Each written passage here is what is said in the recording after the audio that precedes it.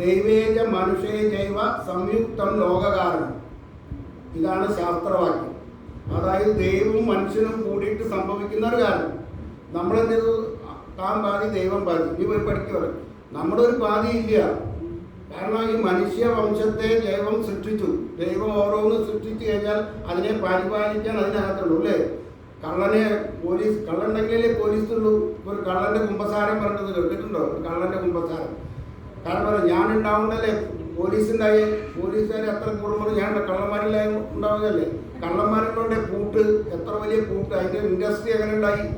വീടിൻ്റെ വാവകൾ എത്ര സുരക്ഷമായ വീടുണ്ടാക്കുന്ന കള്ളന്മാരുണ്ടായിട്ടല്ലേ?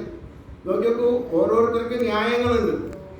അപ്പോൾ ദൈവത്തിന് ഈ കാര്യങ്ങളൊക്കെ നടക്കണമെങ്കിൽ പലതരത്തിലും ആൾക്കാരെ സൃഷ്ടിക്കണം അല്ലേ? ചാതുർവർണ്ണ്യം ഉണ്ടാക്കി, അതുപോലെ തന്നെ മനുഷ്യൻ്റെ ബുദ്ധിയിലുണ്ടാക്കും അല്ലേ? ഒരുത്തനെ തല്ലണമെങ്കിൽ വേറെ ആളെ തലയിൽ പോയി കൊടുക്കുക രണ്ടെണ്ണം, അവരെ കൊണ്ട് പ്രവർത്തിക്കും അല്ലേ? ഒരുത്തക്കേട് ചെയ്യിപ്പിക്കും, രണ്ടെണ്ണം അവന് കിട്ടും. ഇതൊക്കെ ലോകത്ത് നടക്കുന്നത് നമ്മൾ വിചാരിച്ചു പറ്റില്ല. അപ്പോൾ ഇതിന് ദൈവകൃപ ഉണ്ടെങ്കിലാണ് നല്ലത് ചിന്തിക്കാനും നല്ലത് പറയാനും കിട്ടുള്ളൂ. അപ്പോൾ നമ്മൾ അജാമിളൻ്റെ കഥ പറയും അല്ലേ? മകൻ്റെ പേര് നാരായണ